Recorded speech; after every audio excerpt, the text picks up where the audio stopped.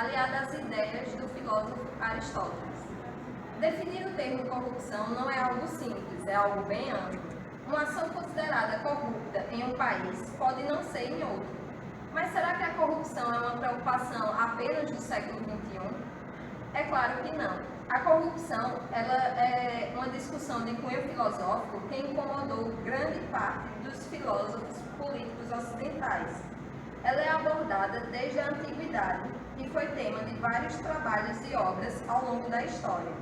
De acordo com Filgueiras, em seu livro A Teoria Política da Corrupção, corrupção é a sobreposição das vantagens privadas sobre o bem comum. E essa definição que ele utiliza é a definição que tem prevalecido entre os vários filósofos e pensadores ao longo do tempo. Aristóteles é um dos principais autores a tratar de ética na política, de corrupção e de forma justa de governo e constituições. Sem sombra de dúvidas, é um dos primeiros cientistas políticos da história que apresentou uma definição realista de formas de governo justas que, abandonando o idealismo, passam a ser realistas. Para Aristóteles, não é quantidade de governo que diferencia justiça dos governos, e sim para quem esses homens governam. O autor estabelece uma tipologia que permite analisar as diferentes constituições, sendo elas de seis formas, 3 puras e 3 impuras. As impuras que são as corruptas. E o que se diferencia é justamente se o governo visa o bem comum ou se visa a satisfação de interesses privados de seus governantes. Das formas de governo em que um só governa, chamamos a que visa ao bem comum de monarquia. Das que governam uns poucos, os melhores homens, visando ao bem comum, chamamos de aristocracia. E quando uma grande parte dos cidadãos administra a cidade, tendo em mira o bem comum, o governo é chamado por um nome genérico, Constituição. Das formas de Constituição acima mencionadas, os desvios são da monarquia, a tirania, da aristocracia, a oligarquia, do governo constitucional. A democracia, com efeito, a tirania é uma espécie de monarquia em que apenas se visa o interesse do monarca. A oligarquia é o governo no qual apenas se considera os interesses dos ricos, e a democracia é o governo no qual se tem em mira apenas o interesse da massa, e nenhuma dessas formas governa para o interesse de toda a sociedade. Se estabelece ainda uma tendência à degeneração dos regimes políticos e o problema da estabilidade das instituições. De acordo com ele, a primeira razão da corrupção dos regimes políticos é a inexistência de uma classe média ampla, o suficiente para evitar os extremos da formação de uma tirania democrática e de uma tirania oligárquica. Existindo uma grande classe média, consegue-se um equilíbrio entre os opostos, como ele diz no livro 4 da política. O filósofo apresenta uma série de razões que conduzem os regimes à corrupção e sustenta que a vida política está sujeita à degeneração, à corrupção e à morte. E no livro 5 da política faz uma longa análise sobre como os regimes parecem, terminando no grau mais baixo a decadência, a tirania. Contudo, é fato que nem toda revolução implica uma alteração na natureza do regime político. As revoluções podem gerar alterações na forma constitucional ou simplesmente golpes de Estado, em que uma pessoa ou grupo político assume o poder mantendo o mesmo regime. Aristóteles, a primeira coisa a fazer para evitar a corrupção é manter o curso das leis, vigiando e impedindo o começo da corrupção. Além disso, os governantes devem tratar bem os governados, adotando instituições próprias à democracia. Tampouco deve permitir que algum grupo ou indivíduo adquira poder excessivo a ponto de ser capaz de pôr em risco o regime.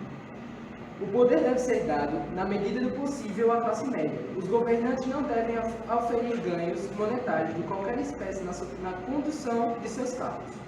Sendo assim, após essa breve exposição acerca das ideias de Aristóteles sobre corrupção, nós vamos entrevistar algumas pessoas para saber a opinião delas a perspectiva do atual tema do Brasil, a corrupção. Certo. Boa noite, eu vou fazer algumas perguntas aqui aos estudantes da Faculdade A6 sobre o trabalho de filosofia do professor Armando Andrade, ele mesmo. Olha, boa noite, eu queria saber para vocês o que é corrupção. Então, vale ressaltar que corrupção tem vários conceitos. Um deles é... Um deles é assim, que a corrupção, exatamente, muitas pessoas acham que a corrupção está apenas no Estado, no governo, mas não. Muitos não enxergam que a corrupção acontece exatamente na própria sociedade. Muitos julgam a corrupção, realmente é muito errado, ele está corrompindo o nosso dinheiro ou outros direitos que nós temos. Mas que na sociedade própria existe corrupção, que são coisas que as pessoas acham normais, que tem no seu cotidiano, mas que não são certas. E que não deixa de ser corrupção, como exemplo. Como exemplo é fila de banco, gestantes, fila de idosos. E, então, isso é um simples gesto, mas que é muito... Porque você vai estar violando, querendo ou não, um direito de outra pessoa. Se a pessoa é gestante, você está na fila de gestante. Ou até mesmo você numa fila, encontra um amiguinho, eita amiguinho, paga aqui minha conta. Não deixa de ser corrupção. Porque se aquela pessoa que está lá atrás de você também tem o mesmo direito do que você tem, de você estar lá na fila ainda. Então, pra mim, isso é que é corrupção. Boa noite. Para você, o que é corrupção?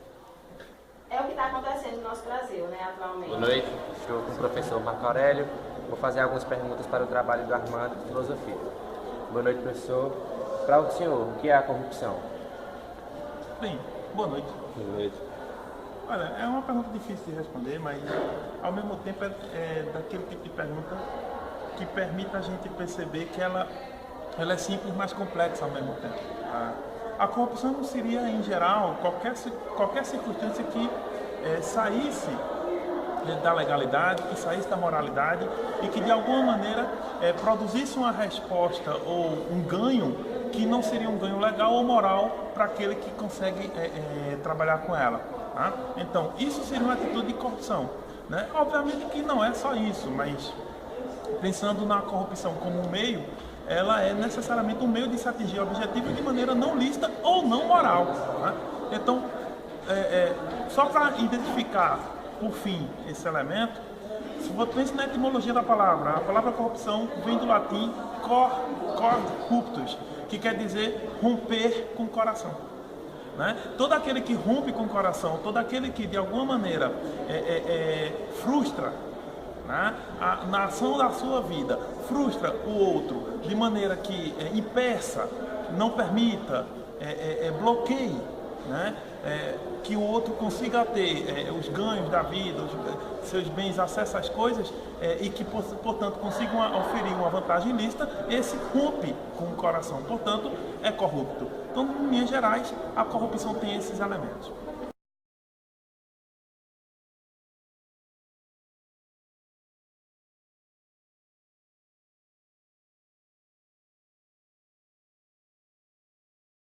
Por que você acha que no Brasil tem tantos casos de corrupção na política?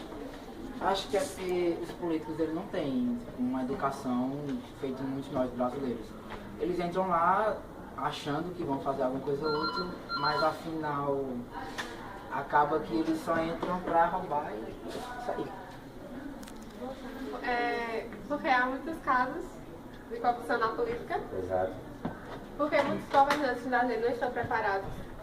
E que mesmo lá, muitos entram sem realmente a intenção de roubar, mas a corrupção entre eles é tão grande que muitas vezes não é que eles sejam influenciados, assim, a influência de muitos para corrompirem. E como é que todo mundo faz? Ninguém aguenta ver dinheiro ou alguma coisa que vai pegar, vai ser ok. Mas que eles não também existe um preparo e uma fiscalização adequada para isso. Por que você acha que no Brasil tem tantos casos de corrupção na política?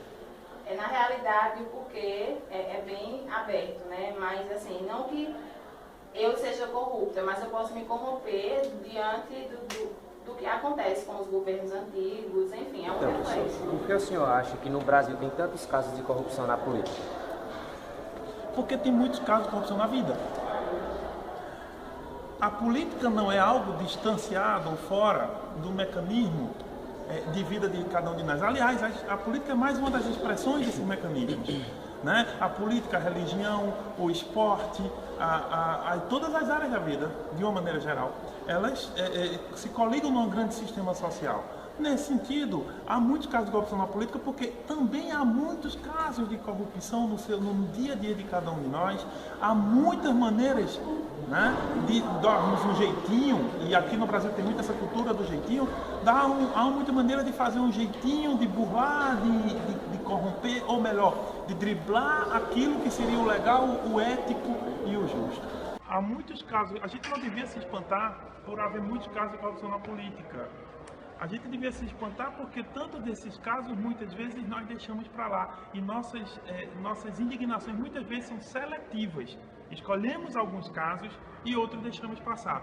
Na política, é fora dela. Mas se você pensar na vida como um todo, quase todas as atitudes, ou praticamente todas as atitudes humanas, são atitudes políticas.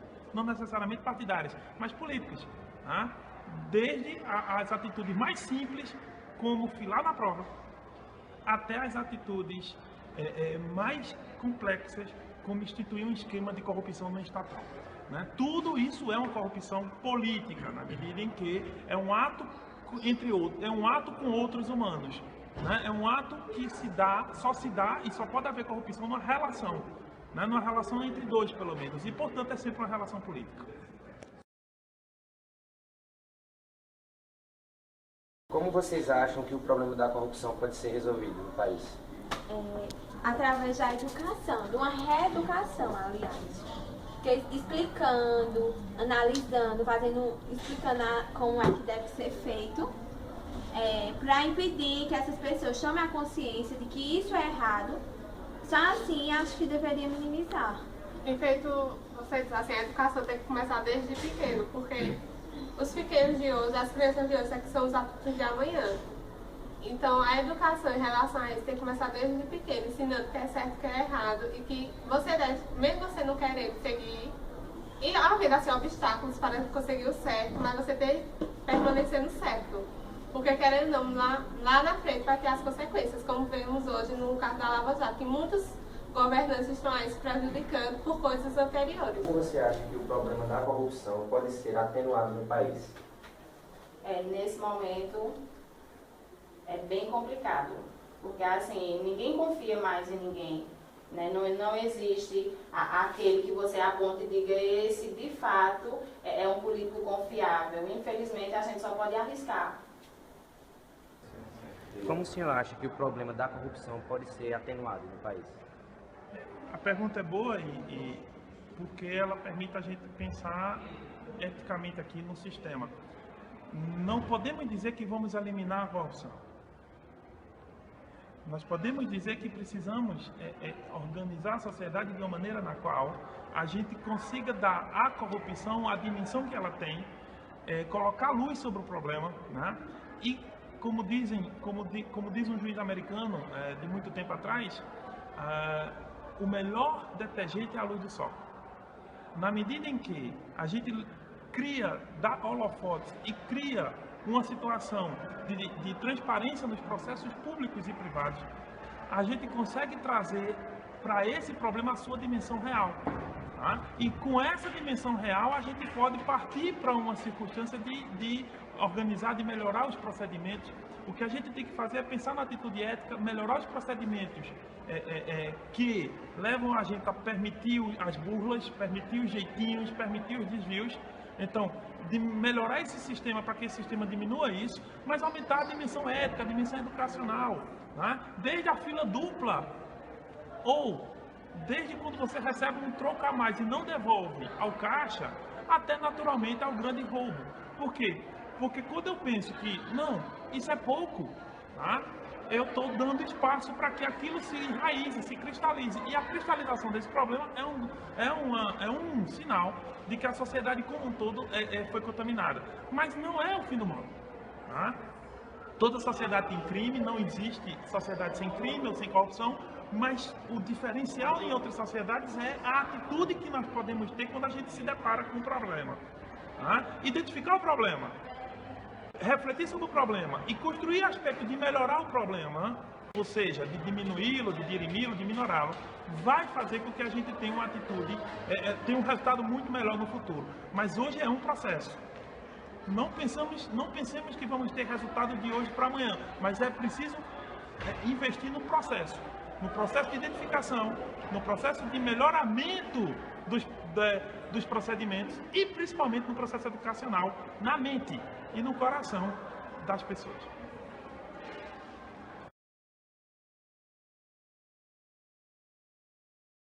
De acordo com Fogueiras, o combate à corrupção se daria na conjugação dos 4 elementos, ou seja, na participação do povo nos negócios públicos, na eficácia das leis em assegurar obediência dos súditos, na divisão do poder para que os interesses não resultem em paixões e na vida em comunidade para que os interesses sejam moderados pela construção coletiva do bem comum. Já para Aristóteles, o problema mais importante é o tema da educação pública do cidadão para torná-lo virtuoso. O Estado aristotélico é um Estado produtor de indivíduos com um papel ativo que é o liberalismo irá rejeitar. E é esse papel de formação moral da cidade que conecta a teoria ética de Aristóteles com sua política, pois cabe ao legislador produzir um homem virtuoso, o que nada mais é do que buscar a realização da finalidade última e natural do cidadão, a boa vida para suas partes componentes.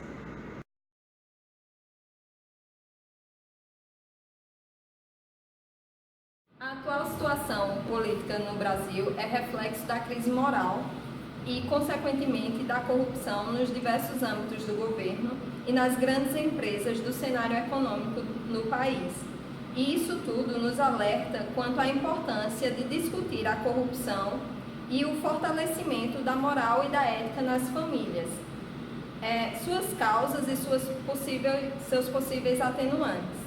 Nos obriga a refletir também, como já previa Aristóteles, que a deficiência na nossa educação nos leva, consequentemente, a fazer escolhas equivocadas dos nossos representantes, bem como não tem garantido a formação de cidadãos virtuosos.